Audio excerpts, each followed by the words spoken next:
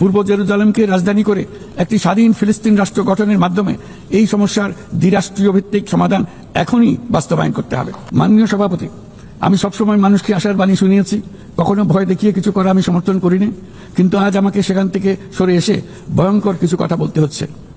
আজ আমি সতর্ক করছি, চরম জাতীয়তাবাদ, অন্যের ক্ষতি হয় এমন ভূ রাজনীতি এবং অন্যের দুর্ভোগ ও পীড়নের প্রতি ওদেশূন্য বহু দশকের পরিশ্রমে আমরা যে অগ্রগতি অর্জন করেছি তা ধ্বংস করে দিচ্ছে।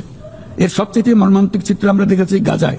শিশুরা না খেয়ে অকাল মৃত্যুবরণ করছে, বেসামরিক জনগোষ্ঠীকে নির্বিচারে হত্যা করছে, হাসপাতাল, স্কুল সহ একটা গোটা জনপদ নিশ্চিহ্ন করে দিচ্ছে।